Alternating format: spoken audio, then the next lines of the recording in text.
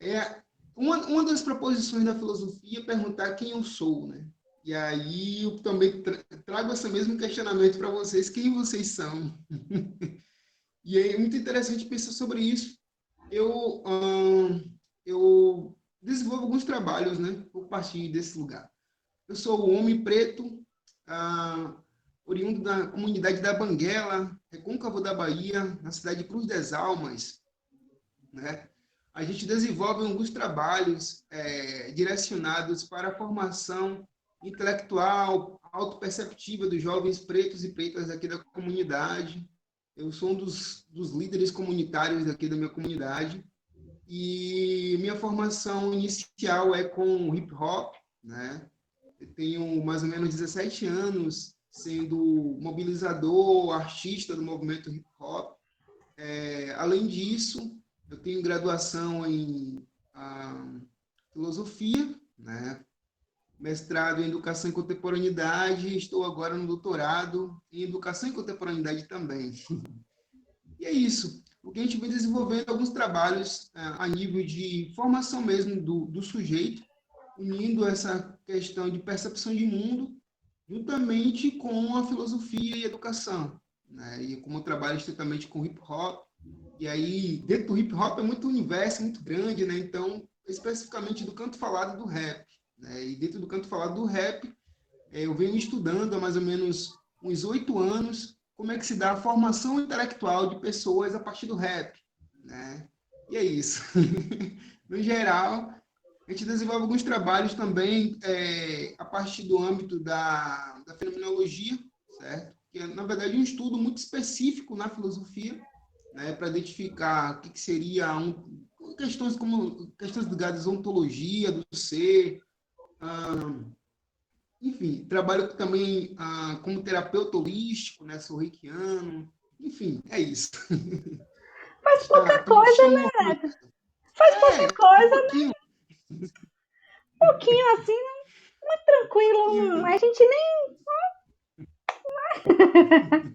com essa cara de menino, né? Eu faço um pouquinho disso, um pouquinho daquilo outro. Eu acho engraçado é quando a gente chega com essa naturalidade, vem falando, não, eu faço um pouquinho disso, Sim, um pouquinho daquilo outro. Mas quando a gente se percebe no processo, a gente vai fazendo tanta coisa quando para faz. Gente, eu faço isso, eu sou assim, olha quanta coisa, né? E a gente, quando vê, já foi, já faz, já estamos acontecendo, fazendo. Eu quero agradecer em nome do CEDU, uhum, dizer que é um prazer ter você aqui hoje, fechando o nosso primeiro seminário, né? Um seminário que todo mundo preparou com muito carinho, com muito amor. Só a gente sabe o que acontece nos bastidores e é muito gostoso.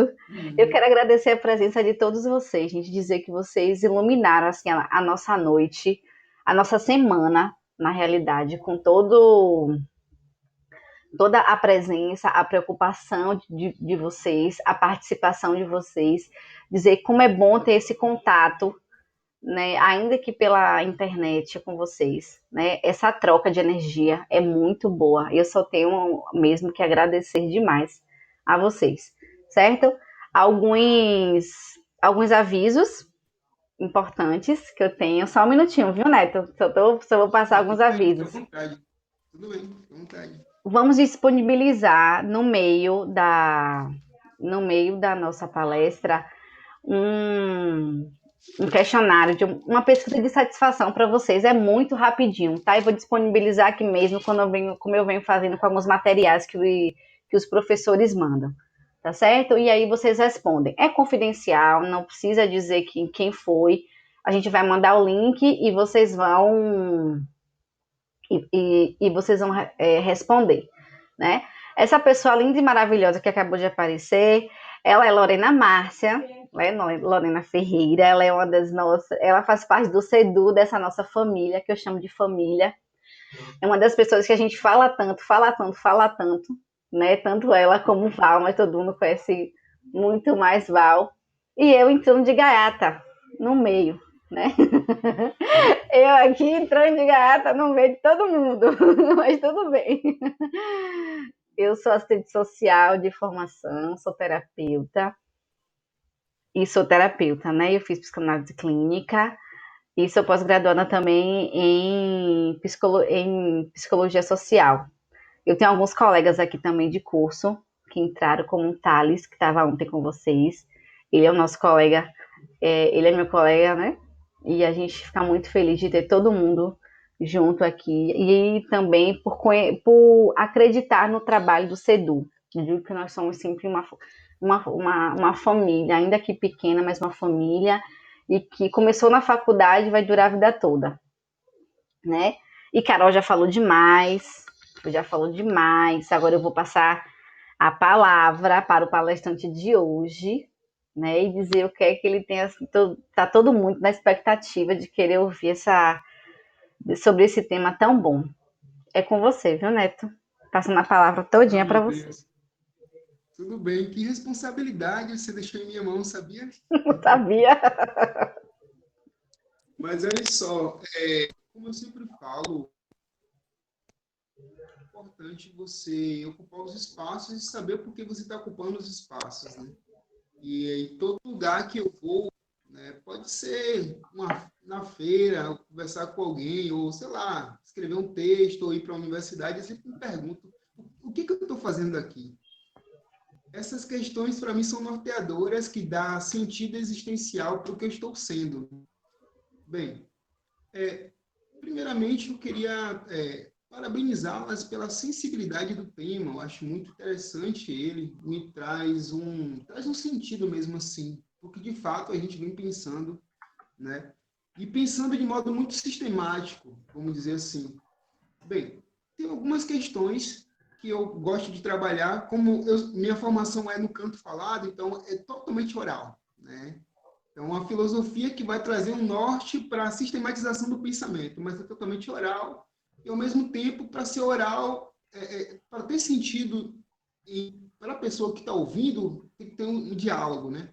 Então, assim, à medida que eu for apresentando alguns elementos, vou trazer algumas questões as quais a gente pode estar pensando ao mesmo tempo, conversando no caminhar do diálogo.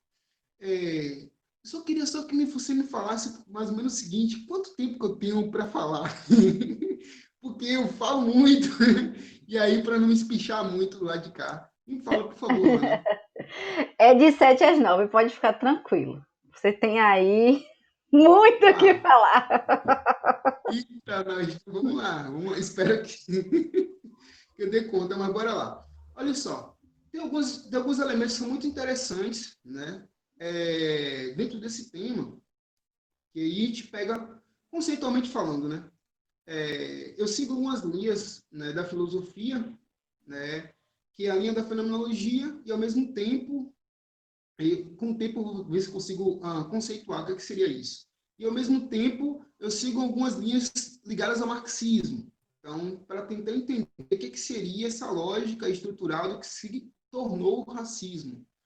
Mas, para não ficar um papo tão conceitual, e nem tão, como vamos dizer, a nível de conversação de bar, eu vou tentar casar as duas coisas para ficar uma conversa muito interessante. Bem, o que acontece? Ah, primeiramente, vai conceituar o que seria o racismo. Bem, para mim, dentro da concepção de Carlos Moore, ele vai trazer que o racismo não é algo situado dentro do horizonte do âmbito social somente. É uma relação que tem de cunho histórico e, ao mesmo tempo, existe uma relação aí que não é somente ideológica, né? Então, ele vai trazer uma ideia no livro Racismo e Sociedade, que o racismo ele se torna estrutural à medida que os sujeitos que se envolvem, né, dentro das dinâmicas de organização política e estrutural na sociedade se afastam do sentido da vida. Bem, como é que seria isso? Carlos Moore vai entender que muito antes do que a gente vai chamar de racismo estrutural, existiam dois povos que se organizavam a partir da cor da pele, né? E que um dos povos ele começa a se organizar e afastar o outro, ou melhor, criar formas de afastar o outro da sociedade. E essa mesma ação e tudo isso, a partir já da construção da linguagem, já começa-se a construir um elemento que vai fundamentar dentro do psique dos sujeitos para somatizar e separar as pessoas. Bem, e aí que está. Pensar na questão do racismo, tem que entender primeiramente três questões básicas, que é a relação da psique, do corpo e experiência, certo? Então, pegando essa mesma relação que Carlos Moore vai estar apresentando, desses dois povos, o que acontece? Todo e qualquer sujeito, né, seja ele incentivador, fomentador, sustentador dessa ideologia chamada racismo, ele está preso, assim como os sujeitos que são violentados em torno do racismo também estão presos dessa relação dicotômica. O que eu quero falar com isso? Que o racismo, ele interage negativamente para o sujeito branco, como também para os sujeitos negros.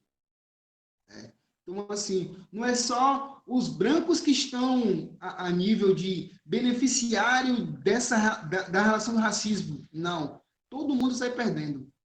Porque, de um modo ou de outro, quando se pensa dentro dessa relação do que seria a consciência superior e a consciência inferior, já fundamentada dentro do que a psicanálise eita, faltou aqui agora o áudio rapidinho. Voltou. Tá com o microfone para mim aqui. Voltou. Não, pra gente tá bem tranquilo, pelo menos pra mim tá bem tranquilo. Tá, pronto, voltou. Então, é isso. Dentro da própria relação do que seria consciência inferior e consciência superior, os sujeitos são organizados dentro de sua psique a se tornarem dependentes da consciência do outro. Então, na filosofia, a gente vai pensar que existe uma relação de não reconhecimento social dos sujeitos, certo?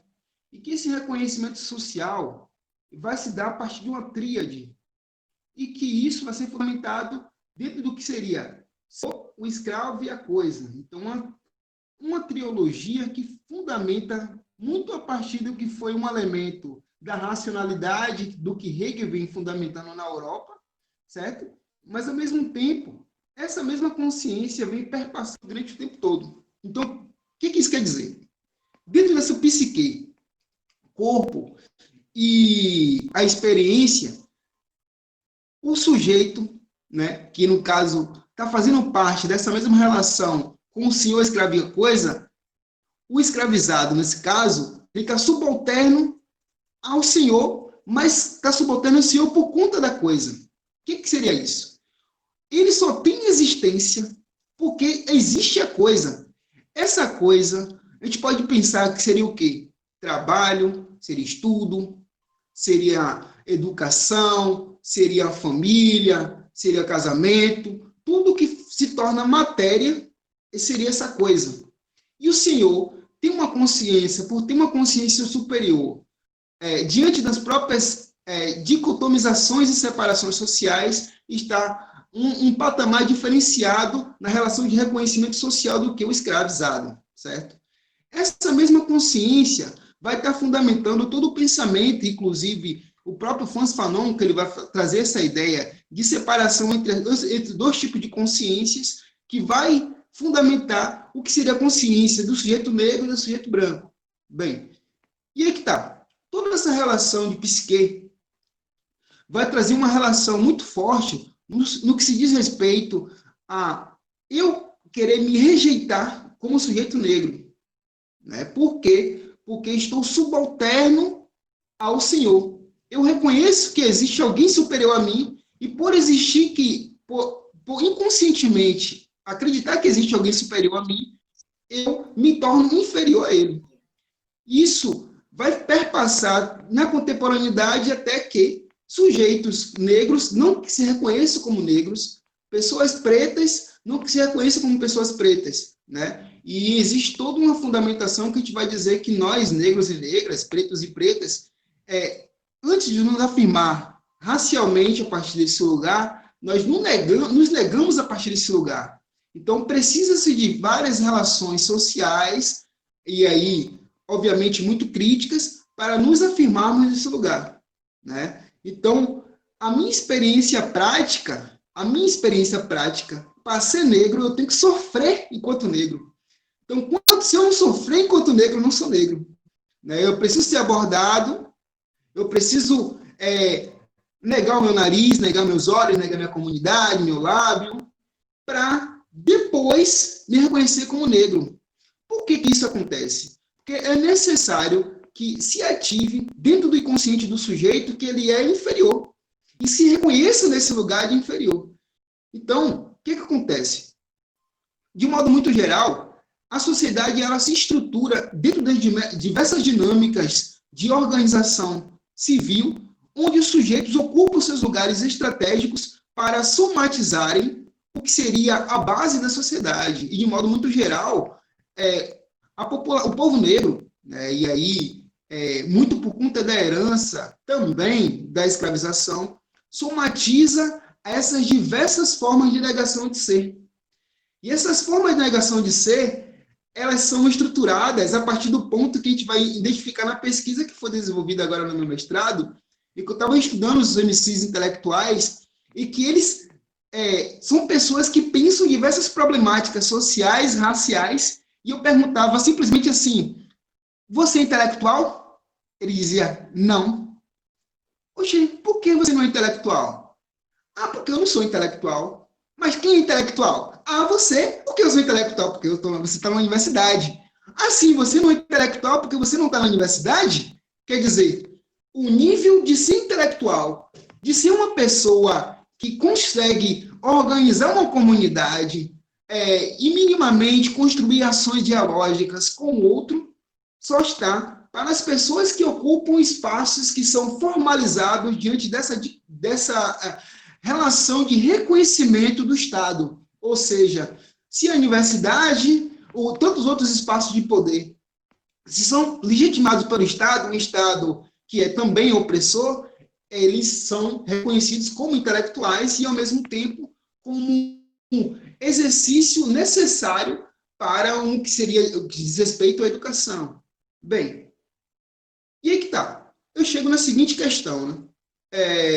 Eu vou, a partir desse momento aqui, vou trazer uma questão, certo? E a partir dessa questão, eu vou adentrar em alguns pontos que é da minha biografia, e, ao mesmo tempo, mostrando como é que essa relação do psique, corpo e experiência, ele vai fundamentar o que seria a negação do que eu, enquanto sujeito, que é um sujeito falante, ao mesmo tempo ouvinte, mas é experiente, né, no que se diz respeito ao corpo. Porque o sujeito negra, a pessoa negra, seja ela ocupando o espaço que for da sociedade, ela vai viver a sua negritude a partir da negação da sua existência. Seja a negação da sua existência a partir da sua própria percepção, ou seja a negação da sua existência a partir da percepção do outro. Mas isso se dá de modo muito estratégico e muitas vezes a pessoa reproduz isso muitas vezes sem pensar, né? E essa questão de muitas vezes reproduzir sem pensar é o exercício da ideologia que é fundamentada histórico-socialmente. Aí eu gostaria que vocês, se vai dar de professor aqui agora, né, pudessem escrever. É isso. Enfim, ou fica para depois para a gente refletir. O quanto o racismo te afeta? Essa é uma questão. O quanto o racismo te afeta? Bem, de qual lugar que eu venho falando, né?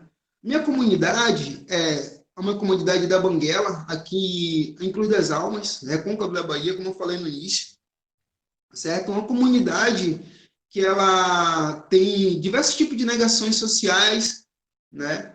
E sua grande maioria, nós somos pessoas negras que habitam esse espaço, é uma comunidade periférica, né? E é uma comunidade periférica que é muito interessante, porque a maioria das coisas que acontecem na comunidade, né, são frutos de ações que são fora da comunidade, né? E aqui corta um rio, né, na comunidade corta um rio, e esse rio que corta é com água que vem da cidade inteira e passa lá. ou seja, a água a água de esgoto, obviamente, né, que atravessa a cidade inteira de Cruz das Almas, corta a minha comunidade como um todo e saindo, né? Bem, durante esse rio que corta a minha comunidade, existem determinadas questões que são ligadas à negação dos sujeitos mesmo, assim, de pensar que o homem preto que está na comunidade é um homem preto, né, que é potencialmente um sujeito violento, é potencialmente o facilitador, o aliciador de produtos ilícitos, e, ao mesmo tempo, é o sujeito que vai trazer a violência para o outro, né? E isso perpassa a minha existência durante muito tempo, né? Estou fazendo fiz esse ano 33 anos de idade, mas pelo menos, assim, dos 10 anos em diante, quando eu começo a tomar consciência da minha existência, eu vejo que as pessoas negras, elas são, conduzido para elas, sobretudo os homens negros, né? Orientado para eles um certo tipo de violência diferenciada. E essa violência diferenciada não só atinge o corpo, mas também como suas psiques. Bem, e essa comunidade, né, a qual eu faço parte, tem muitos homens, muitas mulheres, mas tem 10 anos que eu saí de lá, daqui da comunidade, para ir para a universidade, e até hoje não veio nenhuma pessoa depois de mim que for para a universidade. É muito estranho falar isso, é muito chato e é muito violento e forte falar isso. Por quê?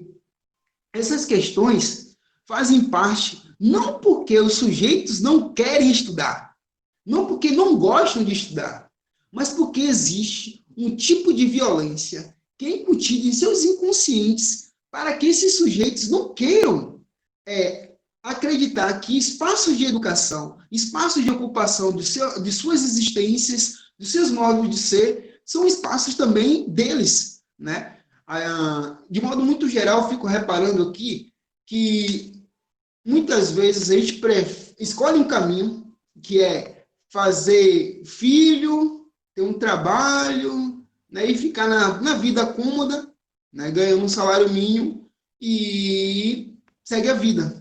E, ao mesmo tempo, essa mesma vida que segue por reclamações, etc. Bem, essa mesma relação dos homens negros que começam a se negar sua existência e negar suas potencialidades de ser, dentro desses espaços de poder e representação social, é um espaço também de reprodução.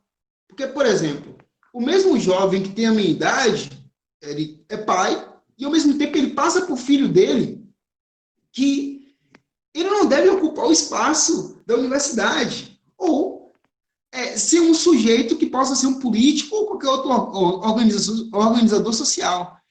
É uma consciência que vai limitando o sujeito, né, a se limitar das suas próprias potencialidades. Isso é muito interessante pensar, porque parece que esses sujeitos não querem, não gostam de estudar, não querem fazer um esforço para mudar sua condição de ser, né? Mas aí que está.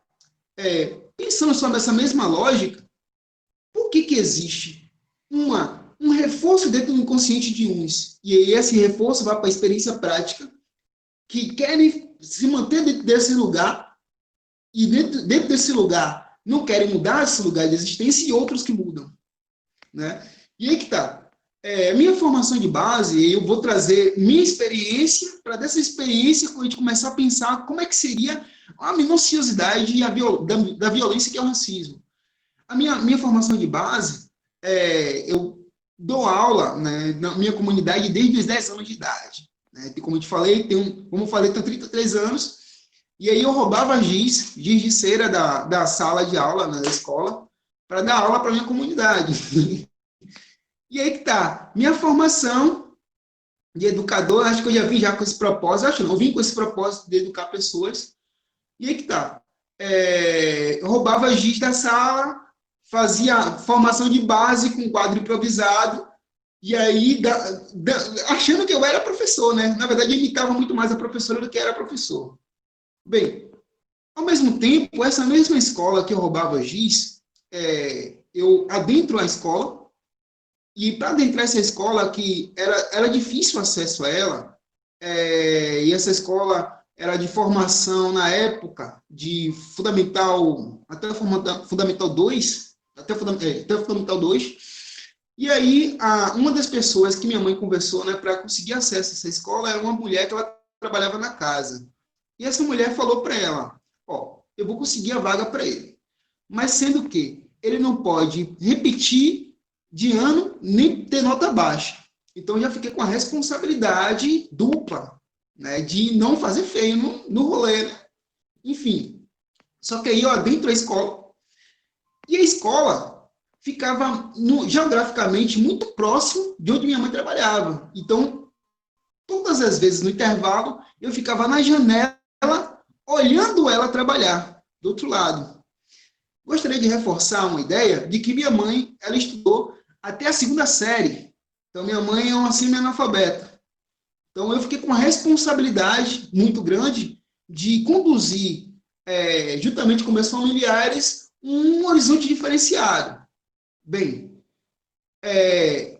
quando eu entro nessa escola, a maioria dos jovens eram brancos. A maioria não, todos eram brancos. Só era eu de negro na escola. Então, assim, já foi... Não sabia que era racismo isso aí, mas uma das primeiras experiências dentro do campo educacional. Bem, começo a jogar futebol, e aí, para mim, um ritmo de escapatória das violências sociais e até mesmo dos desvios de potencialidades, né, dos jovens na comunidade é o futebol. Eu começo a jogar futebol, e nessa coisa de jogar futebol, fui para o time do Bahia, né, joguei no Vitória, essa coisa toda, em Salvador. E aí, nesse lance todo, eu conheço o hip-hop. Né? Conheço o hip-hop e para mim foi assim, um divisor de águas para tudo. Né? Comecei a compreender o que seria a minha existência, o que seriam as problemáticas sociais e raciais do que eu já tinha vivenciado, só que eu não tinha o poder de fala. Né? Não sabia expressar o que eu estava sentindo. Bem, depois do rap, eu me torno uma pessoa rebelde. Né? Então, entro em gangue, começo a brigar em rua, né? Começo a me violentar outras pessoas. Isso é muito interessante porque eu não entendia a música do rap, mas eu entendia que ele era um modo de expressão. E aí, nesse mesmo rolê de sai de um lugar entre outro, uma professora dentro da escola me vendo ser um diferencial, vamos falar assim, na condução das palavras, muito porque eu peguei e fiz uma carta, né? Que ela pediu para fazer uma redação, né, uma redação sobre a aula de redação, que ela lecionava para a gente. Eu peguei e fiz uma carta, na verdade eu estava querendo, cortejando-a. Eu era apaixonado pela professora, eu fiz uma carta para ela, rimando. E essa carta que eu fiz rimando, ela achou tão interessante, eu era tímido na época, e ela pegou e quase leu na sala de aula, mas elogiou. Bem, e após isso, essa professora me faz um convite muito especial. Manuel, tem como você escrever uma música para o poeta Castro Alves? Eu digo, professora, tem sim, por que não? E aí começa, eu faço essa poesia, declamo essa poesia na escola, e aí eu começo a desenvolver meu dom artístico. Até então eu não tinha desenvolvido, certo? Bem, a partir de lá, o que acontece? Eu saio da escola, começo a trabalhar, porque não era desenvolvido na escola pública, né? Essa coisa de você ir para a universidade. Na verdade, eu nem sabia o que era universidade. E aqui em Cruz das Almas, na época, tinha um polo da UFBA, né? Que era a Escola de Agronomia. Hoje, atualmente, é o UFRB. Hoje nós temos 15 anos de UFRB, mas na época, né, do ensino médio, até antes, era a Escola de Agronomia. Já tinha o UFRB nesse sentido. E aí que tá. Eu fico trabalhando numa empresa durante 4 anos, numa empresa, e aí o potencial de sair dessa empresa de calçados que trabalhava aqui na cidade era zero. Mas tudo isso já estava dialogando comigo de um modo ou de outro. Né? A própria experiência prática estava conversando. Bem, Só para dar um parêntese, agora, conceitualmente, eu gostaria de falar, para o autor chamado La Rosa, ele vai falar que experiência é tudo aquilo que nos acontece. Tudo aquilo que te afeta é experiência. E tudo aquilo que é experiência é caminho. Se é caminho, ele conduz ao próprio sentido da vida. E esse sentido da vida é que vai aproximar ontologicamente o sujeito do que ele é. Então, fecha parêntese, bora continuar. E aí que tá. Adentro, no ano de 2010, ao curso de filosofia, licenciatura em filosofia pela UFRB. E assim que eu entro na universidade, eu estou indo para a biblioteca com um vigilante da universidade perguntando para mim para onde é que eu ia. Eu digo, meu jovem, eu passei aqui no SISU, no Enem, passei no SISU, eu vim aqui estudar filosofia. Foi isso que eu vim fazer aqui na universidade. Vamos lá. E a partir disso aí, eu adentro o curso, sempre me esforçando para ser um estudante de destaque. Então, um dos meus lemas dentro da universidade era ser, e aí, enfim, acaba sendo um jargão também, mas ao mesmo tempo eu tentava ser e busquei ser 2 vezes melhor que todo e qualquer homem e mulher negra e 4 vezes melhor que qualquer pessoa branca. Porque eu sabia que eu estava 10 vezes atrasado que qualquer um deles, certo? Qualquer um. E aí, o estudo de filosofia é muito complexo, vocês sabem disso, você já teve acesso à filosofia de um modo ou de outro, e a gente estudava texto em alemão, em inglês, em francês, hebraico, então isso já apresentando já desde o primeiro semestre. E eu digo, meu Deus, o que eu estou fazendo aqui nesse mundo? Né? E toda essa pressão, né, de compreensão dos textos filosóficos, e essa negação de não me perceber dentro desse lugar, foi até o ponto que um professor de sociologia falou para mim que tudo que eu fazia dentro do rap era filosofia. E aí, para mim, foi um divisor de águas. E aí começa uma trajetória da minha vida que é completamente diferente do que eu tinha vivenciado até então. Eu já fazia formação na comunidade, né? A partir da música do hip hop, né? Que é o rap. Mas até então, assim, era muito mais a nível de divertimento. Tinha um compromisso com o outro, mas era a nível de investimento. E aí, no ano de 2010, 2011, eu criei uma oficina chamada Ciranda de Rimas. A Ciranda de Rimas, ela vai vincular o conhecimento do mundo, né, decodificado pelas palavras do rap, e o conhecimento filosófico entrelaçado ao que seria, como a gente vai chamar de praxis, né, que é a teoria juntamente com a prática. Bem, e eu vinculo filosofia e rap para lecionar em comunidades periféricas e instituições públicas. Bem, e aí por que eu faço isso, né? Porque eu acredito que o rap ele é um instrumento de autopercepção do sujeito e, ao mesmo tempo, de formação social, né? E aí a gente vai vincular esses 2 elementos, rap e filosofia, nesses espaços de poder. Bem, terminando a graduação, e aí eu já fazendo diversos tipos de formações diferenciadas, tanto a nível das ocupações nesses espaços, né?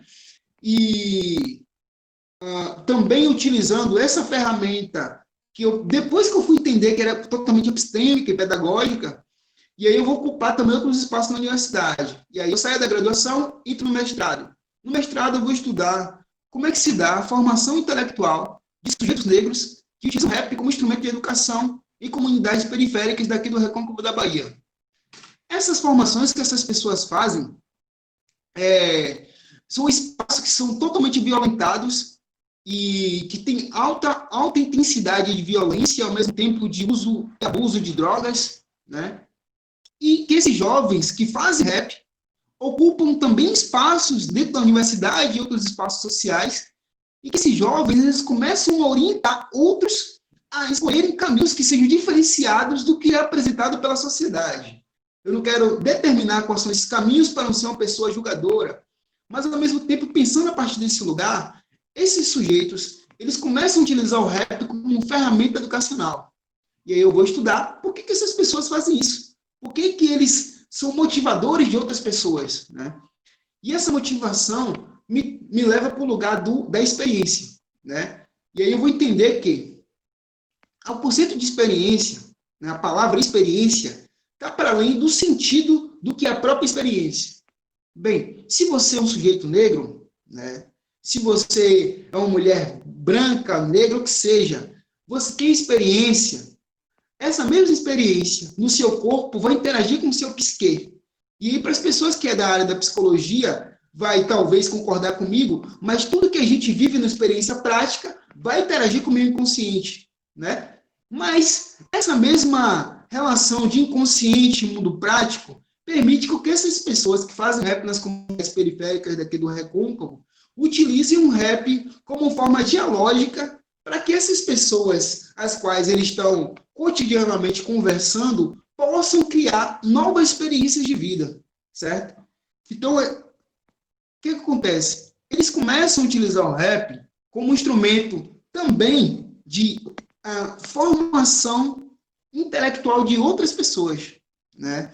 E aí, esse trabalho que vem sendo desenvolvido aqui na região do Recôncavo da Bahia tem mais ou menos 20 anos de existência, né? E a minha pesquisa é a primeira pesquisa que busca dialogar dentro dessa esfera aqui na região, certo? E aí um parêntese que eu estou vendo também em relação a isso.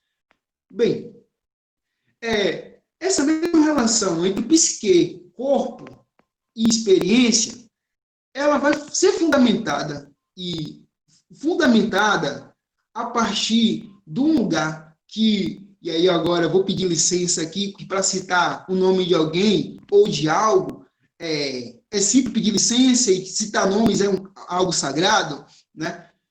O Racionais MCs, numa música chamada Nego Drama, ele vai falar, né? Nego drama entre o sucesso e a lama, dinheiro, problemas, inveja, luxo, fama. Nego drama, cabelo crespo e a pele escura, a ferida, a chaga, a procura da cura. Nego drama tenta ver e não vê nada, a não ser uma estrela longe e meio ofuscada.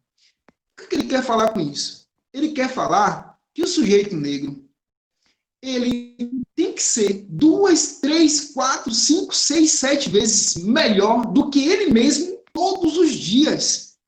Porque ele tem que provar para ele que ele pode ocupar os espaços, mas além de ocupar os espaços, que ele pode viver.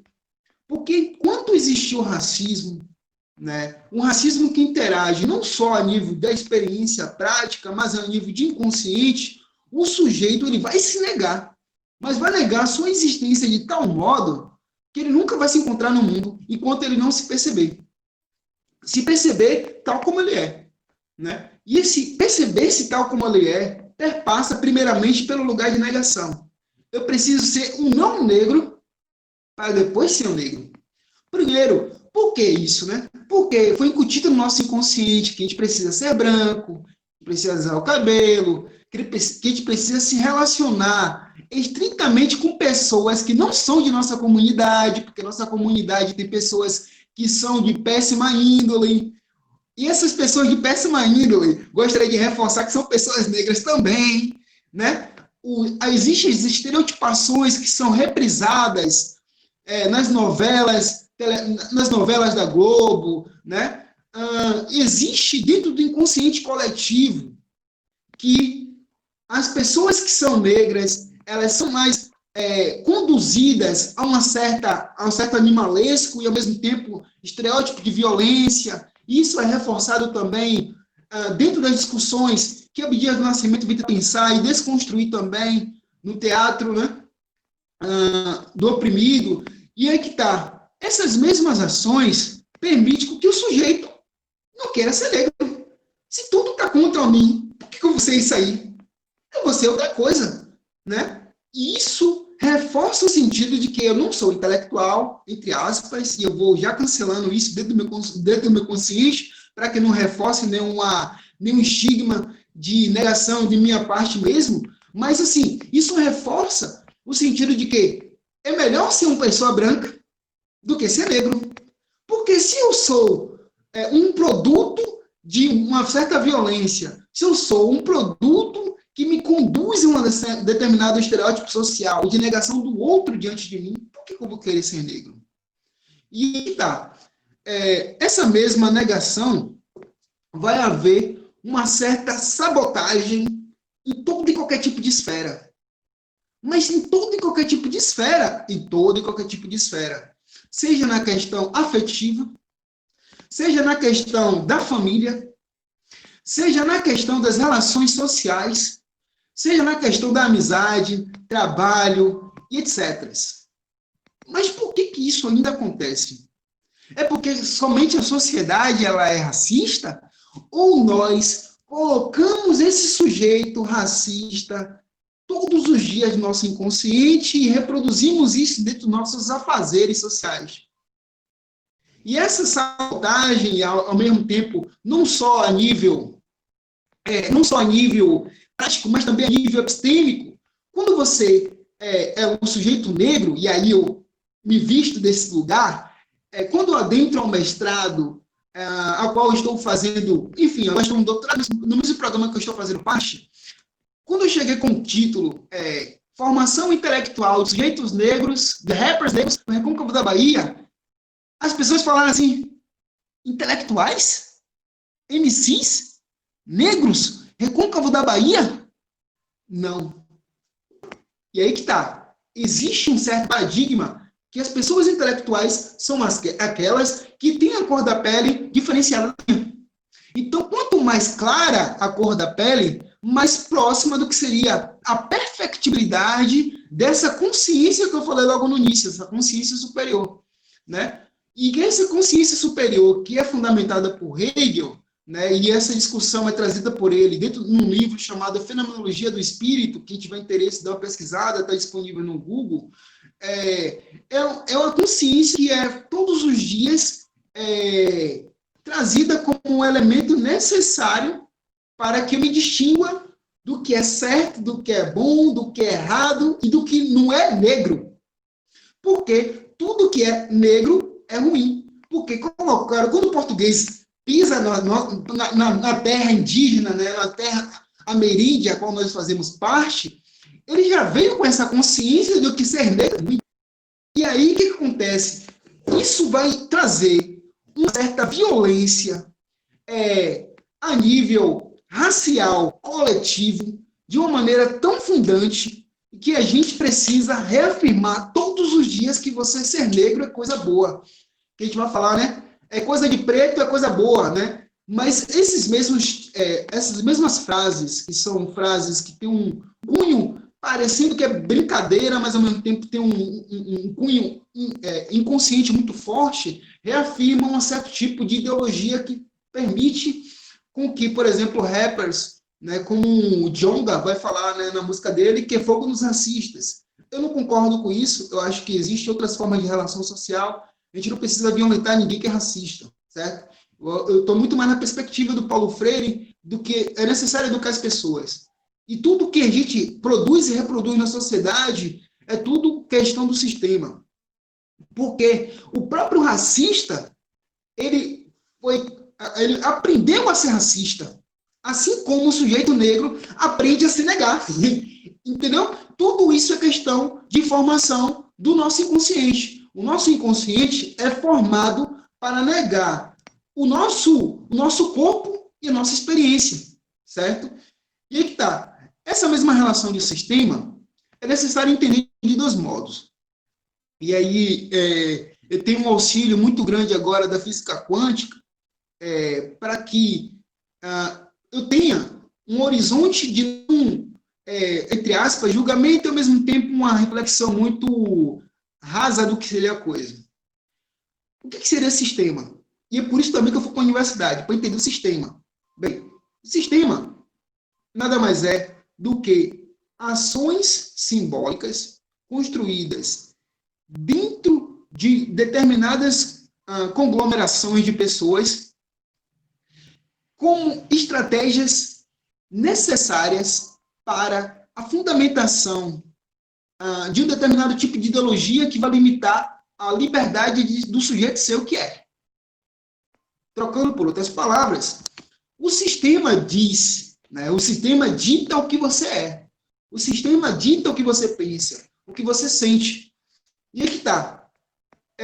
Existem dois tipos de sistemas diferenciados. E aí, muito também partindo da discussão que Foucault vai trazer, da microfísica do poder, mas o sistema, de modo muito geral, existe o geral, que vai envolver todas as pessoas, sejam elas brancas, negras, indígenas, vão envolver todo mundo, certo?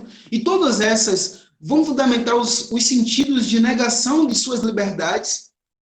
Eu acho que deu uma parada aqui, delay. Deu uma travada na minha tela. Vou voltar aqui. Enquanto isso, toma água. Mas o áudio tá bom, tá, Neto? O áudio tá bom. Voltou o áudio? A imagem que parou aqui. Foi. A imagem parou, mas o áudio tá bom.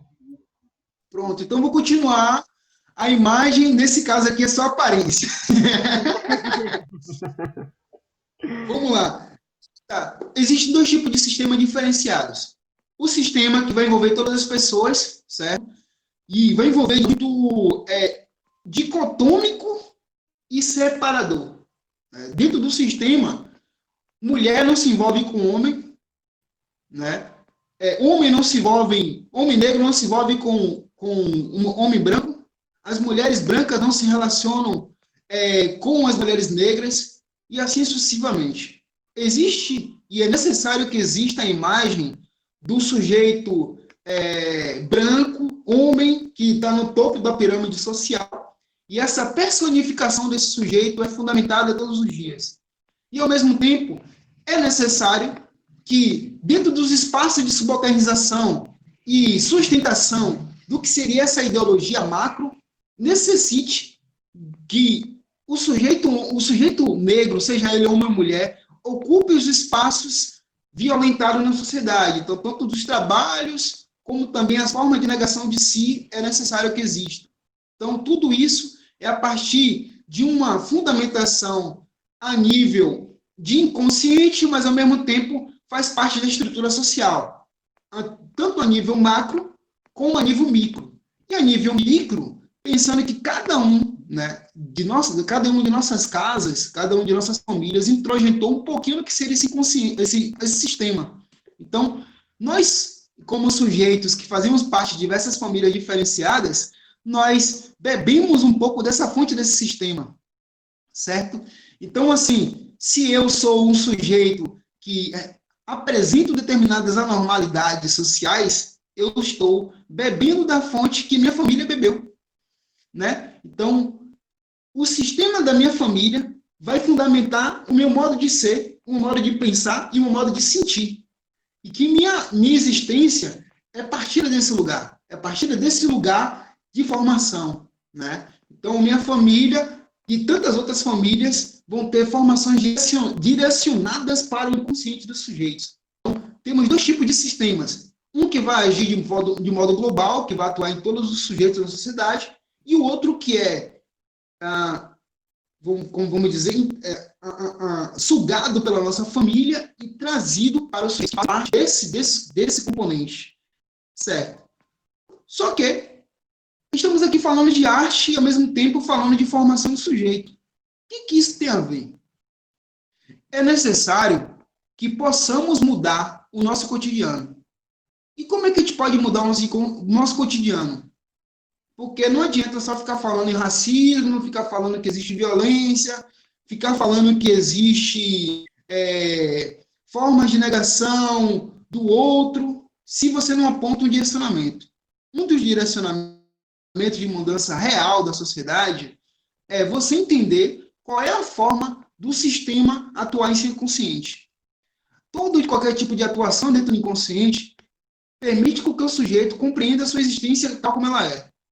Essa compreensão da existência tal como ela vai trazer um sentido do que você se apresenta dentro da sua existência, e aí, existência eu vou trazer enquanto corpo, experiência, consciência, alma, né, tal como ela é, e eu me amar tal como eu sou, viver tal como eu sou, e reconhecer tudo que faz parte de mim, certo? Então, a mudança real do que seria racismo é você olhar para você. Não adianta eu ficar falando que o racismo existe na sociedade. Sim, irmão, irmã, eu sei que existe. E ele está aí desde que meu avô, meu bisavô, meu tataravô, que provavelmente era negro, né, era negra e também sofreu na pele a condição de ser o que era por conta da sua pele, viveu. Mas eu, por responsabilidade social e compromisso ético, né, como educador, formador, tenho que mudar a minha sociedade. E um direcionamento que eu venho encontrando, né, para a mudança real, de fato, é você voltar para você. Então, começar a parar para pensar. Será que, de fato, o racismo está me afetando? Aí vem aquela questão que eu falei no início. O racismo está me afetando e está me afetando. Por que eu me incomodo em ver um sujeito negro ser abordado por policiais? Por que eu me incomodo pela não ocupação de pessoas que são intelectuais, que são cientistas nas comunidades, que sabem usar o celular muito mais do que eu, que conseguem fazer coisas extraordinárias, ele tem um déficit cognitivo menos que eu. Por que isso acontece de fato? E por que eu sou o reprodutor dessa lógica social? Certo? A filosofia vai nos apresentar o sentido dessa existência. E aí, vou abrir um outro parêntese, enquanto sujeito dialógico, né, que tem uma formação na filosofia, que gosta de falar de teoria, mas ao mesmo tempo não fica nela. Né? E um parêntese bem rápido, a fenomenologia, que é um dos estudos da filosofia, né, vai tentar pensar o mundo a partir do horizonte do que é real da própria vida. Então, vamos aqui pensar um pouquinho. O nosso mundo é esse aqui. Olhando para a tela do computador, alguns estão vendo meu rosto, outros não estão vendo, a tela preta. Alguns estão vendo vários quadradinhos. Tem um celular, talvez um computador, tem uma voz. Talvez vocês estejam no quarto, ou na sala, ou em algum espaço. E aí, um teórico que vai chamar Edmund Husserl vai falar o seguinte, que o nosso mundo é um mundo circundante. É tudo que faz parte do nosso contexto social. Certo? Então, sobre a sua mesa, não sei, sobre a minha, que é a minha experiência prática, tem uma caneta, tem um papel, tem um copo com água, tem uma planta, tem um celular. Tudo isso faz parte do mundo circundante. E tudo que faz parte do meu mundo circundante faz parte do meu eu. E tudo que faz parte do meu eu faz parte da minha consciência. E tudo que faz parte da consciência é intencional. O que eu quero falar com isso? Eu quero falar o seguinte, que a nossa consciência, e é de modo muito geral, a nossa consciência enquanto humana é intencional. Se minha consciência é intencional, a minha ação também é intencional. E aí eu quero que vocês façam, juntamente comigo, o exercício de pensar a partir desse lugar de... aí voltou. A partir do lugar do que é consciência, que é intencional, mas ao mesmo tempo que faz parte do meu inconsciente. E aí, se colocando dentro desse lugar, desse mundo circundante, que faz parte do meu eu, que eu não posso negar, eu sou isso aqui, ou melhor, eu estou sendo isso aqui. Eu não posso fazer assim, Deus, meu Deus, meu querido Deus, me dá uma segunda chance. Eu posso voltar como branco nessa existência que eu estou. Ele vai olhar para você assim, vai dar uma risada. Oh, meu querido, não. Você vai ter que aprender a viver com o que você tem. E aprender a viver com o que você tem é aprender a viver a partir do seu mundo circundante. E a partir desse mundo circundante, que é tudo que faz parte da minha existência ontológica, e vai fazer parte do meu inconsciente. Então, se eu me nego, ou nego outro sujeito que é negro ou branco, eu estou reforçando a necessidade desse sistema criar uma conexão com eu. E uma das mudanças reais disso é você, primeiramente, entender como é que se forma esse sistema que faz parte do teu eu, faz parte do teu inconsciente, e que, a partir de diversas circunstâncias cotidianas, reforça isso em você, certo? E você, a partir dessa autopercepção, autoleitura, começar a modificar. E a segunda é a arte. Uma das que eu apresento é o hip-hop. O hip-hop ele vai ter uma concepção que eu sigo, que é de um MC chamado Chris Mon, que é um dos MCs intelectuais lá dos Estados Unidos, que ele vai falar o seguinte, que o hip hop é um estado de espírito. O hip hop é espiritual. Por que ele vai falar isso? Porque quando eu saio da minha casa e vou para algum espaço de rap, né? Assim, de rap, tá? Mas outro parêntese. O que seria rap de fato? Rap é a junção de dois elementos do hip hop, certo? O que seria hip hop? Tá. Rap, hip hop são coisas distintas. Hip hop seria uma cultura, certo? Uma cultura que envolve 5 elementos: MC, DJ, grafite, danças de rua e o quinto elemento que é chamado conhecimento. O MC e o DJ, a batida do DJ, juntamente com a poesia. Aqui no celular eu começo aqui a rimar, fazendo agora, na aula agora para rimar, nego, eu vou fazendo a rima aqui improvisada, vou cantando aqui, vou te falar que eu estou em casa. Pronto. A rima, que é a poesia, juntamente com a batida, que é o ritmo que vai formar o rap. Então, o rap é a junção de dois elementos do hip hop. Fechando parêntese. Vindo para o que o João vai falar, o hip hop, ele é um estado de espírito e, ao mesmo tempo, o que me faz sair da minha casa e ir para o evento de hip hop? Para encontrar pessoas. Mas por que eu vou encontrar pessoas? Porque quando eu chego lá, vou encontrar pessoas que têm relações parecidas com minha percepção de mundo, minha percepção social. Mas por que isso? Porque, diante dessas diversas formas de viver... Opa, parou aqui tudo agora. Não acredito, irmão! Estamos te ouvindo, só não vendo. Não acredito que parou tudo aqui. Agora parou mesmo. Neto? Eu acho que ele caiu.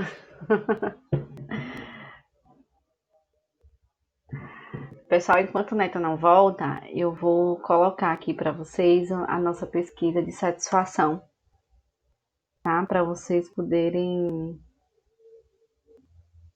fazer a nossa avaliação. Neto? Eu acho que ele caiu mesmo. Ele caiu. Que pena mesmo, tava tudo tão bom, né? Calma, que já já ele volta. Tava mesmo, Regis, tava perfeito. Eu já tava curiosa para ver o que ele tava já preparando pra gente. Com certeza ele vai fazer um rap aqui, né? Eu tô aqui ansiosa. Ele tá voltando, com certeza. O desespero dele, oh meu Deus. Gente, quem não conseguir preencher esse formulário da nossa pesquisa, fala comigo no WhatsApp, tá? Será que ele volta? Porque tem que voltar, gente. A internet dele tem que colaborar.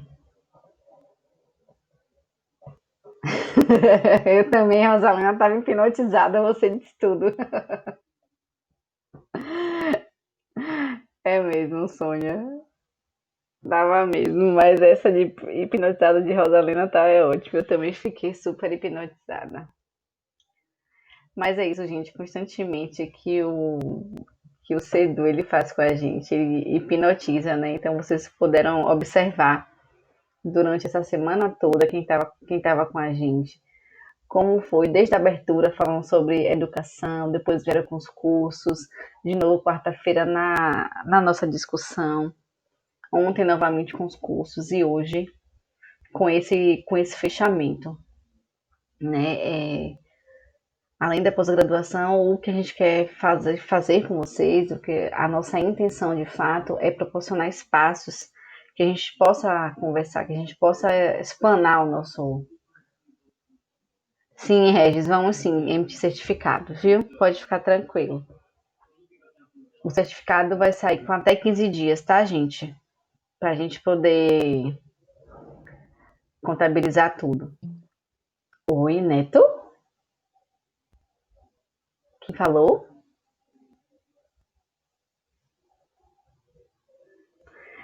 Então, a ideia do... Alô? Oi, quem fala? Socorro? Oi, Oi, voltou? voltamos. Mulher, acredite, meu celular descarregou. Foi mesmo? Que bom que você voltou. A gente achou que tinha sido a internet que tinha caído. Eu vim aqui agora no computador para voltar. Meu Deus, mas acontece.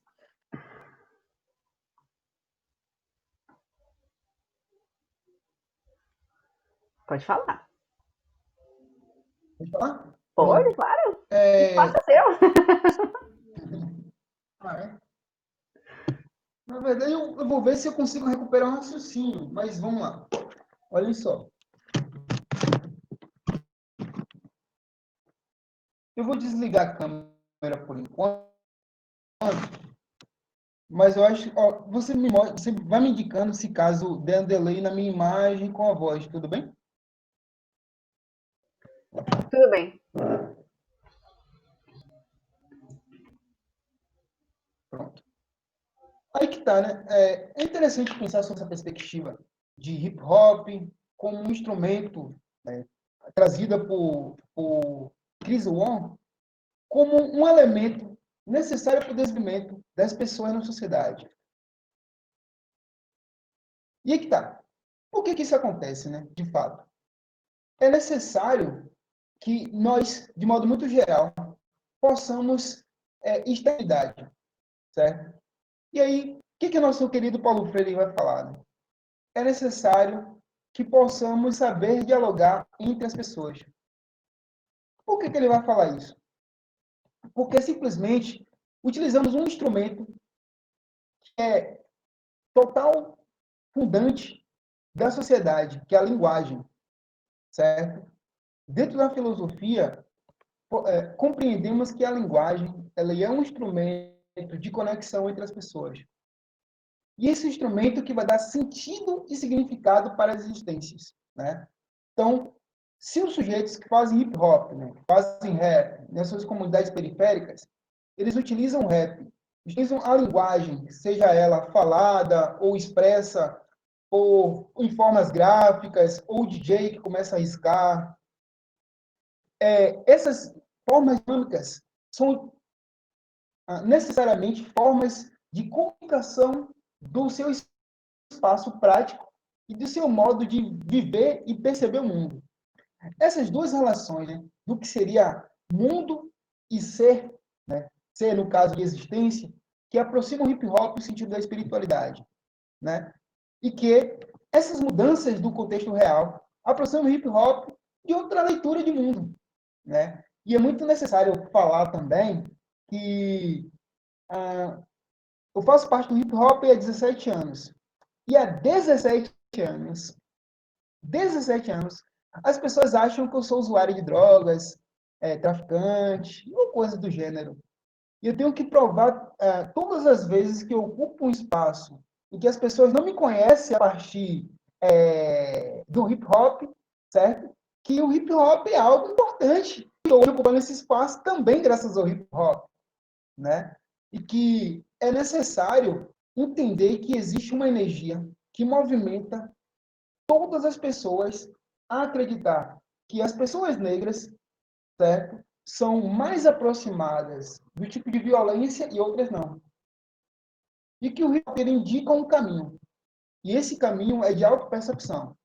Autopercepção de si, percepção da sociedade, percepção do mundo tal como ele é, né? Então, as diversidades que são violentadas, eu gosto de demarcar esse lugar de violentadas como a nível muito prático, porque parece que, tipo assim, a comunidade negra gosta de ser violenta, né? A gente gosta de sair brigando um com o outro.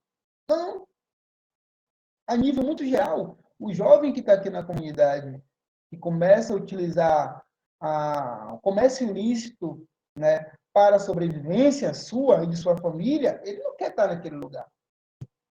Só que o hip hop ele vai indicar um caminho. Ele vai aproximar esse jovem de olhar para você, para ele mesmo, tal como ele é. né? E que esse caminho, na verdade, é um caminho de mostrar que a sua existência, né, a sua existência negra, ela é fundada a partir de negações que são históricas, não do momento presente. E a partir do momento presente a gente vai entender como é que se funciona, como é que se fundamenta toda essa lógica estrutural, certo? E um dos conceitos, né, que vem me aproximando muito a nível teórico do que seria todo esse sentido, né, de hip hop, né, do que seria a experiência, do que seria a psique, da relação de negação e afirmação do meu corpo, da minha intelectualidade, é empatia, certo? A empatia, ela me apresenta um sentido real, real, de fato, de eu ser ético com o outro. Mas é ser ético mesmo, no sentido de não julgar nada nem ninguém. Tem algo que tem sido me apresentado atualmente a partir da constelação familiar, que ela vai trazer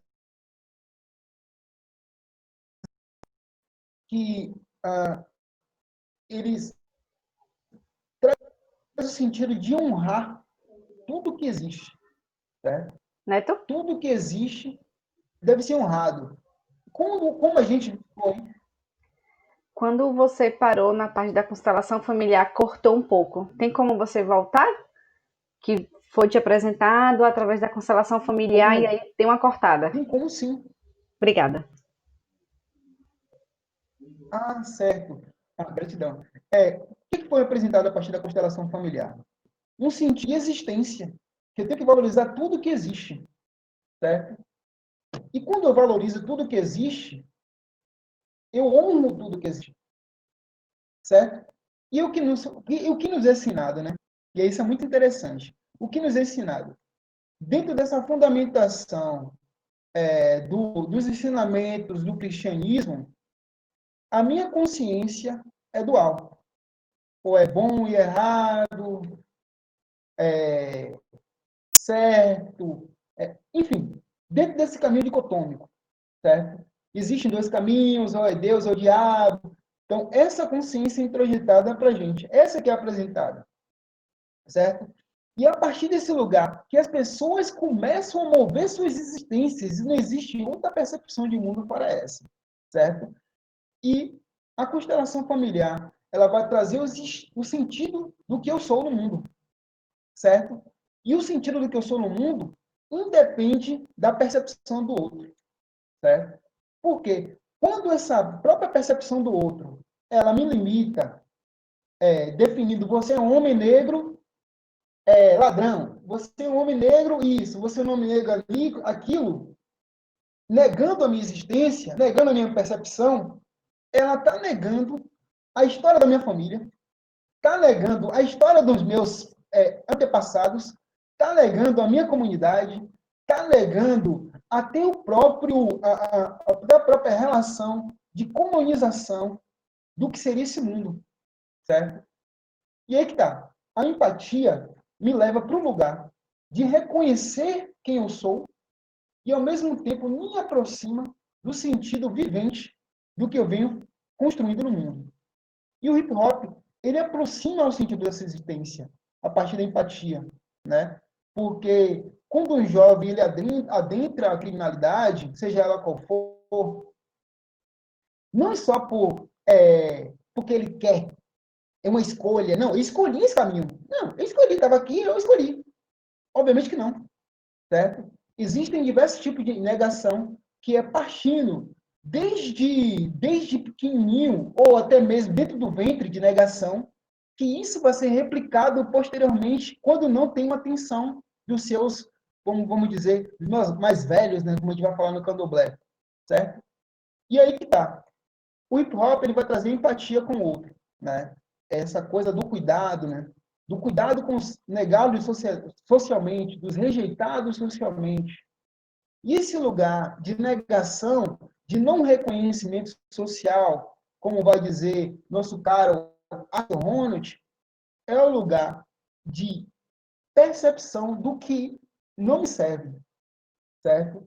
Então, o que não me serve? reproduzir o racismo, reproduzir o machismo, reproduzir o sexismo, reproduzir violência contra a pessoa que tem a mesma pele que eu, reproduzir formas de negação dentro dos meus espaços comunitários e também espaços de representação e construção de saberes, tal como esse, certo? E o hip hop ele conduz um caminho, certo? E aí que tá. Aquela mesma questão que eu apresentei para vocês logo no início, o quanto o racismo afeta você, ele afeta em várias esferas diferentes. Mas, sobretudo, o psique, o corpo e a experiência, eles vão diretamente atuar nesse sentido. Psique, porque inconsciente, consciente, o corpo, que é trazido socialmente essa violência dentro do meu corpo, e a minha experiência prática, que vai conduzir todos esses dois elementos que foram apresentados anteriormente. Corpo, experiência, psique e corpo. Certo?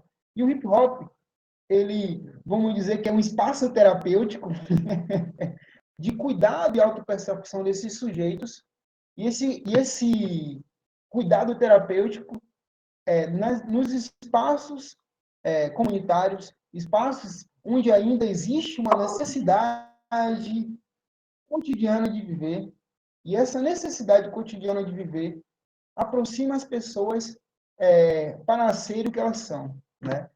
E ser o que elas são a partir do que elas têm, a partir do que podem ser, a partir do que acreditam que são, e esses mesmos lugares dá outro sentido de vida, certo? E isso tudo, para mim, faz total sentido, porque quando eu faço uma rememoração do que eu estou sendo, né? Enquanto sujeito negro, que ocupa um espaço social e, ao mesmo tempo, educador, que, ao mesmo tempo, professor, que, ao mesmo tempo, está fazendo doutorado, que, ao mesmo tempo, organiza movimentos de hip-hop em comunidades, traz um sentido. E o sentido que traz é de liberdade. Certo? Então, todos os dias eu reforço o sentido de ser livre. E ser livre nesse sentido, não só a nível filosófico, mas a nível existencial, eu me perceber tal como eu sou. E todos os dias eu demarcar que eu sou uma pessoa bonita, sou uma pessoa inteligente, sou uma pessoa forte, sou uma pessoa intelectual, uma pessoa criativa, uma pessoa amigável, uma pessoa amorosa. E essa mesma energia repassar para as outras pessoas, seja em forma de comunicação, seja ela oral, seja ela em forma de arte, seja ela com forma de escritas. É isso. O hip hop é o sentido de voltar para esse sentido de empoderar-se dessa conexão do que você é, né? E o que você é a própria experiência, a sua própria experiência, né? Que torna você o que você é. E essa experiência que torna você o que é o que traz sentido para a sua vida e conecta ao que seria, dentro da física quântica, o propósito, vamos dizer assim. Neto, É isso. Algumas reflexões. Oi. você está falando de experiências e a experiência de hoje Sim. não volta, né? Inclusive, você está conseguindo hipnotizar muitas pessoas. Tem gente que acha que a hipnose é aquele fato de você só chegar e dormir, mas existe a hipnose transformacional. E é o que você está fazendo hoje nas nossas vidas. Você está transformando a nossa. Você está dando uma luz, né? Você está transformando, está dando um novo olhar para essa discussão maravilhosa, para esse assunto que é tão que a gente fala muito, né? Vive mais ainda, porque a gente vive esse racismo estrutural o tempo inteiro, e o mais, a gente não tem espaço para falar sobre isso. E como você disse, o hip hop ele é visto de fato como ele é muito apontado. E hoje, através da sua fala, eu também não sabia o que era hip hop, eu acho que muitas pessoas também não sabiam, né? O rap, a gente acha que é só a maneira do som, é só a forma do som, mas não é. Ele é formado por várias coisas, e como você disse, nesses 5 pilares, o último, o conhecimento. E é o que você vem passando um pouquinho hoje pra gente. E eu tô muito estarrecida, também tô hipnotizada com tamanho conhecimento, com tamanho amor ao passar também esse, esse conhecimento. E parabéns, viu? E sempre que você se questionar o porquê você é professor, você vai dizer porque eu transformo todos os dias a vida de alguém. Isso foi fantástico. Eu estou, de fato, muito emocionada mesmo. Gratidão eu. É isso, gente. Eu acho que eu já falei bastante. Mas, assim, estou à disposição. Se houver alguém, eu gostaria de conversar sobre, ficou alguma dúvida, alguma questão. Enfim, é isso. Gratidão. Agora vem o ponto-chave da noite. Você não vai fazer nenhum rap pra gente, não? Não vai cantar nada pra gente, não? Tá todo mundo curioso, eu tenho certeza. Ah, meu Deus. Mas, assim, tá. Até que Alguém tem alguma enfim, até que enfim. Ah, meu Deus. Vamos lá, cantar. Deixa eu ver, meu Deus. Que eu acredite que eu não preparei nada para essa noite, mas Não assim, precisa, não. Prepare. É não essa a precisa não? surpresa. Aí que tem Ah, graça. essa é a surpresa. É isso. E para falar também, né, porque você Olha tem, vocês. né, essa facilidade que você tem de transmitir essa mensagem de um tema tão polêmico, né, e discutido tanto, e para fazer um rap assim de improviso, pô, para você isso é tira de letra, cara.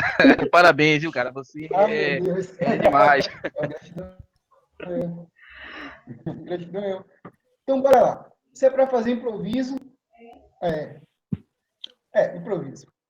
Então, batida no dedo, batida no dedo, batida no dedo, batida no dedo, então. Batida no dedo, batida no dedo, batida no dedo. Ó, então, assim, ó. No canto do canto que fala, eu canto aqui agora na sala.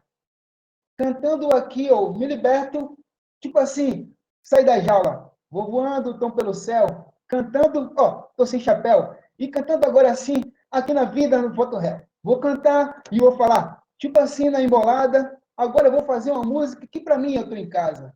Que é, tem dedo de nego aí? Tem dedo de nega aí? Tem dedo de nega aí? Tem dedo de nego aí?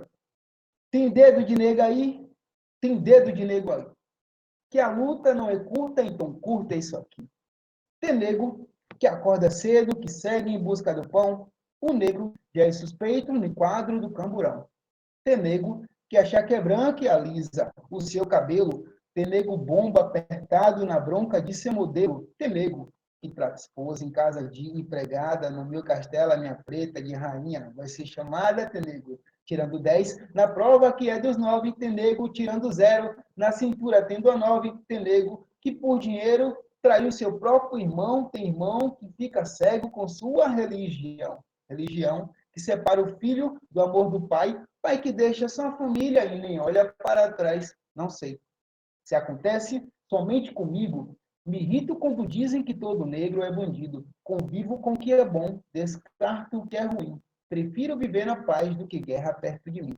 Enfim, sou o que sou, ou melhor, sou o que estou sendo, a voz que não se cala, vendo o povo sofrendo, sei bem o que eu faço a cada passo da minha vida, quando estava sem espaço, não fui fraco nessa briga, intriga, sei que não quero, prospero assim com os meus, postura seguro, maduro, seguro do que sou eu, pra vencer tem que ter foco e fé, nesse trajeto ligeiro eu sou rueiro, com o olho sempre aberto, malandro, sou das antigas e aprendi a passar respeito, vivendo com as diferenças,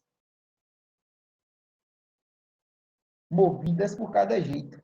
Tem nego do dedo preto da ponta amarelada. Tem nego da mão de calo enfrentando os carros da estrada. Tem nego que bota o dedo salvando vários irmãos. Tem dedo de nego aqui para fazer essa canção. Tem nego que bota a mão no fogo por confiança. Tem nego de vida louca, eu prefiro uma vida mansa. Tem nego que nesse mundo ainda não se perdeu. Eu sigo nessa daqui com fé, graças a Deus. Tem dedo de nego aí, tem dedo de nega aí, tem dedo de nego aí. Se liga nessa daqui, tem dedo de nega aí, tem dedo de nego aí. Que a luta não é curta, então curta isso aqui. Tem dedo de nego aí, tem dedo de nega aí, tem dedo de nego aí. Se liga nessa daqui, tem dedo de nego aí, tem dedo de nego aí. A luta não é curta, então curta isso aqui. É isso aí. Estamos todos extasiados. Eu realmente me emocionei muito, muito. Gente, conhecer você essa noite foi assim fantástico. Foi uma sexta-feira tão diferente da minha quarentena, uma sexta-feira tão boa. Tá todo mundo assim muito feliz, né? Dizendo parabéns, parabéns, parabéns. Tá todo mundo gostando, tá todo mundo dizendo gratidão. Essa noite é só para agradecer mesmo, agradecer por tudo. Não tenho assim palavras, né? E hoje a gente, quem está aqui deveria estar e deveria ouvir exatamente aquilo que a gente se propôs a ouvir, né? Eu tenho certeza que estamos todos felizes demais. Eu, Val, Lorena, o Cedu, a nossa família Cedu, só quer te agradecer por essa noite incrível. Gratidão eu. Incrível, tá? A gente não tem palavras. Tenho certeza que todo mundo gostou bastante, né? E tá todo mundo muito feliz, tá?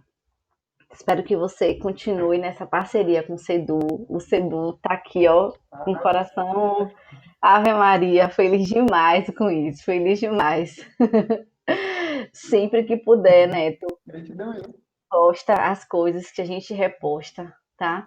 Porque, de fato, seguir você é um presente, certo? Um presente mesmo. Faço gratidão, gratidão, né? Gratidão. Gente, alguém quer colocar mais alguma coisa? Alguém quer falar com o Neto?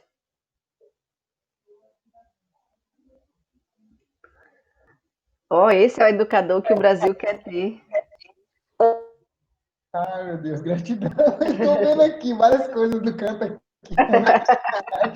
Boa noite, Neto. Boa noite. Boa noite. Olha, somos quase conterrâneos. Eu sou de São Felipe. Parabéns, você é maravilhoso.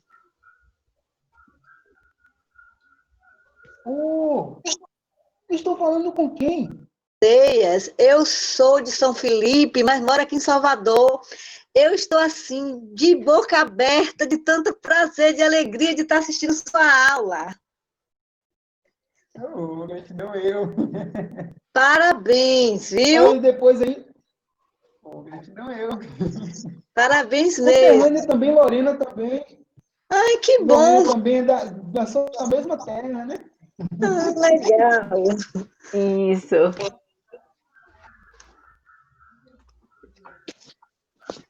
Bom, Lorena caiu e ela não conseguiu retornar. A internet dela não estava bem. Ela ficou muito chateada porque caiu. Bom, gente, então encerramos por hoje, né? O seminário, o primeiro seminário do CEDU está encerrando. Neto, você conseguiu fechar assim com chave de ouro a nossa noite. Nós estamos assim. Que pena.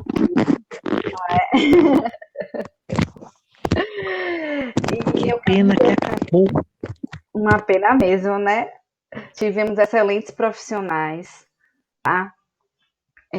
Então, só lembrando para vocês algumas coisas, que a nossa pesquisa de satisfação já está no nosso grupo, eu coloquei aqui, e se vocês quiserem também, depois eu mando para o e-mail, tá certo? É sempre bom ter vocês aqui, faremos mais e mais e mais coisas para vocês, tá bom? Entre no nosso site, nós temos um site, siga a gente no YouTube, no Instagram, no Face. Para quem não viu, eu vou repostar mais uma vez só a nossa página aqui, certo? Para que vocês possam acompanhar direitinho. Só um minutinho. Deixa eu só tirar aqui o de Ailton. Deixa eu ver aqui.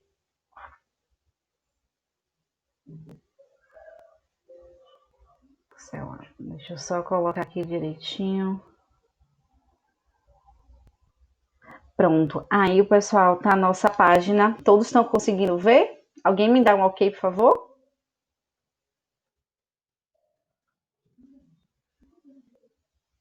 Todos conseguem ver, gente? Me dá um ok. Alguém tá vendo? Nádia não, Carol. Não. E agora, Tá Nádia? aparecendo não, cara. Tá aparecendo Apareceu? não. Não.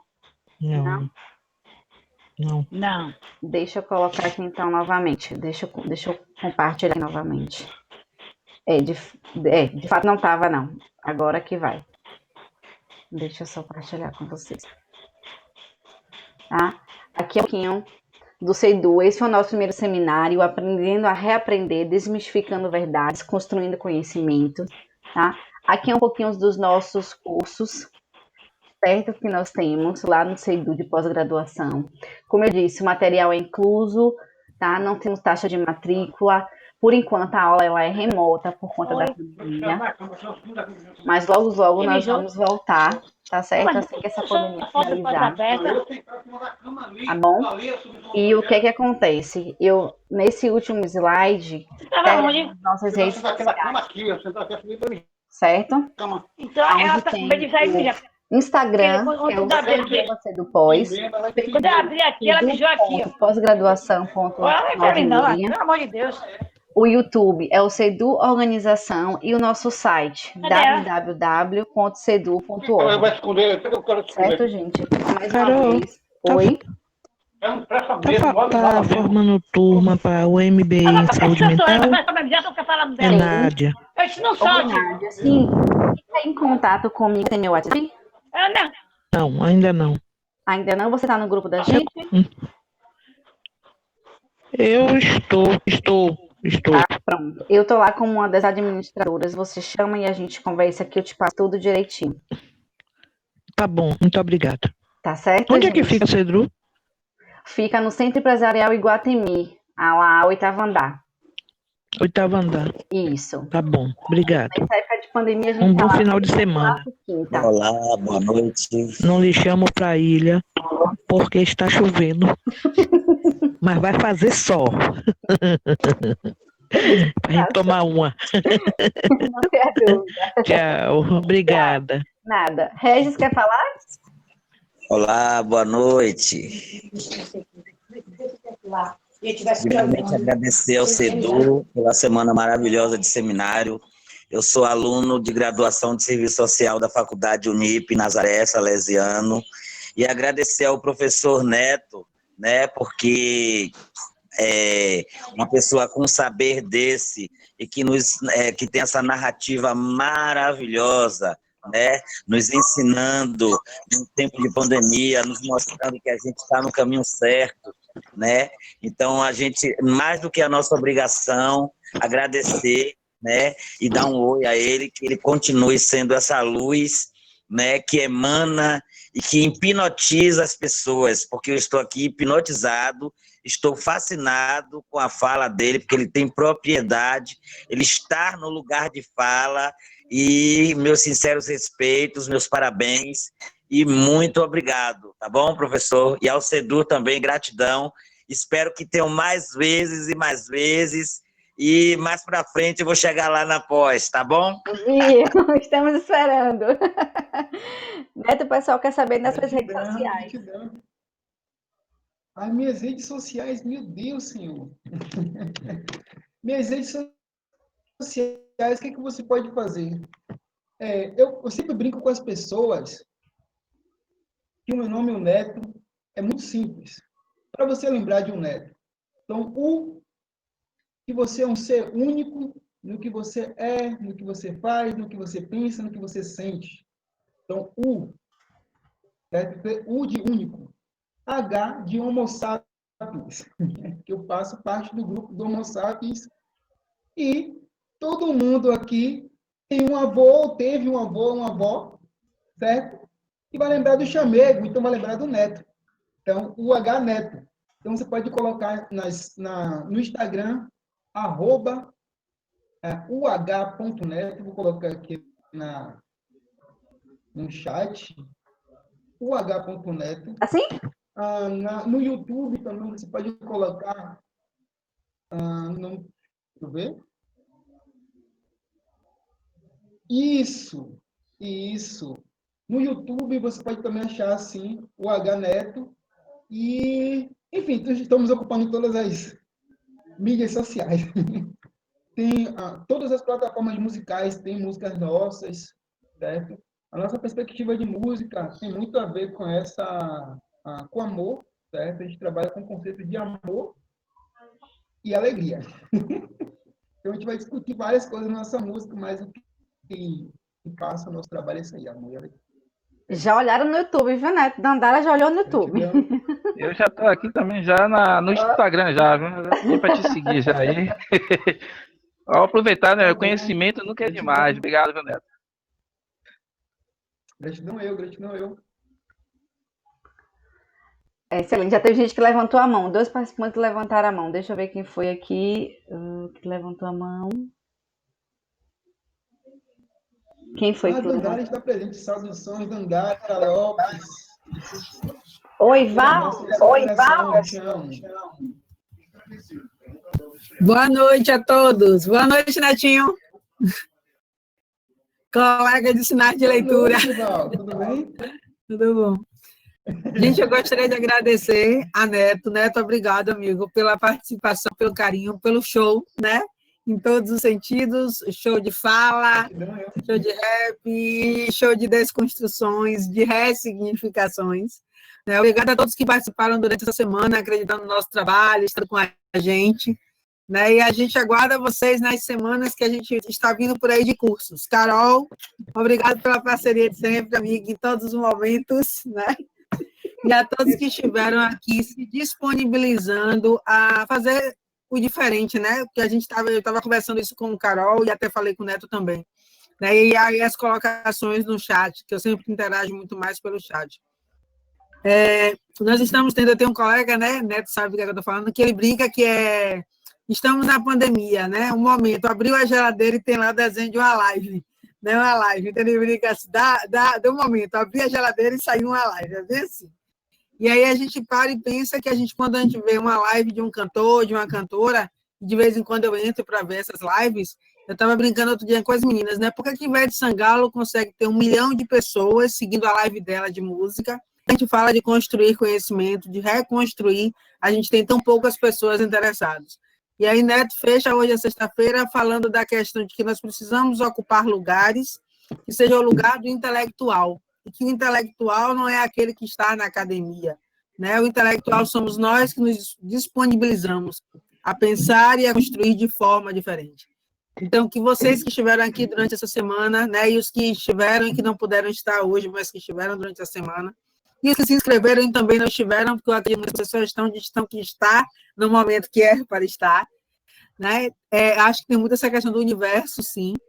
Então, a todos vocês que se disponibilizaram essa semana, estar construindo junto com a gente, reconstruindo junto com a gente, né? Nos ensinando e aprendendo. Gratidão. A Neto, não tenho o que dizer. A Carol, também não, porque são parceiros de estrada, na verdade. Obrigada, gente, e que a semana realmente tenha sido para vocês uma semana diferenciada. Essa era a nossa intenção. E foi. Obrigada. Obrigada mesmo, tá? Boa noite a todos, tá, Neto? Mais uma vez, só gratidão.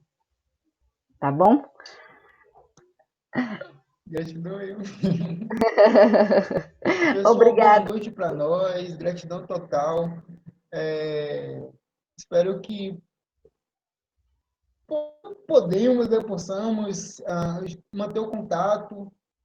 O diálogo foi muito interessante, gratidão total pela audição, pela atenção, pela cordialidade. Vocês são muito gentis, viu? Continue assim, por favor. Obrigada. É muito amor. E é isso aí. Um abraço no coração, um beijo na testa e boa noite. Boa noite, gente. Muito obrigada, Eliette, Rosalena, Edneuza, Prachede, Sônia, tá? Sigam o Neto e sigam o Cedu também nas redes sociais, tá bom? Uma boa noite, uma sexta-feira maravilhosa. Tchau, tchau.